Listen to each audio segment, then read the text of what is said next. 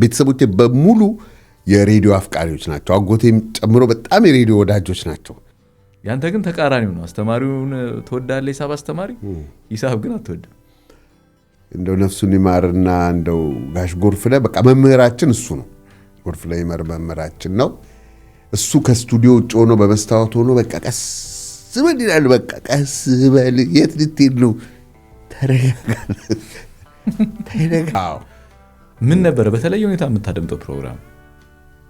ማለት ለሆነ ሙያ ሰው ስትፈልግ ትመጣና ሾርት ሊስት ስጡኝ ትላቸዋለህ። እነሱ እና ታለንትን ፒክ የሚያደርጉ ሰዎች አሉ። በቃ አሁን ሰሎሜ እንደዛ አይነት ሰው ናት። እሷ ፒክ ያደረገቻቸው አሁን ልነግርህ ይችላሉ። ማአት ቦታ የደረሱ ሰዎች አሉ። በቃ ታይሃለች፣ ትሰማሃለች።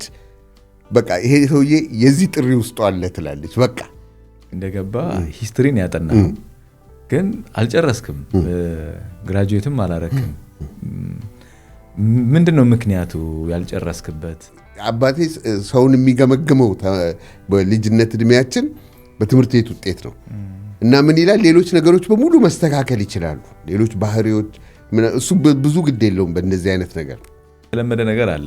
ሬዲዮ ስትጀምር በቃ ዛሬ ሬዲዮ ልጀምር ነው። ይሄ ብርቅ የሚሆንበት ነገር አለ አይደል? ለቤተሰብ ስሙኝ ጓደኞችንም ያልከበት አጋጣሚ ነበር? ለምሳሌ አባት እናትን የሚያከብርበት ጠጥቶ ባይመጣበት። እንዴት ነበር ልትቀጠር የቻልከው? እስኪ የተገጠርክበትን አጋጣሚ ተርኒንግ ፖይንቷን እስኪ አጫውተው ማለት ነው። እንግዲህ በዛን ጊዜ ምንም አላደምጠዋል። የሞስኮ ሬዲዮን ሰምተናል በጊዜያችን። ለገዳዲን እንሰማለን። ምን የኢትዮጵያ ሬዲዮ ተው ሰማለን።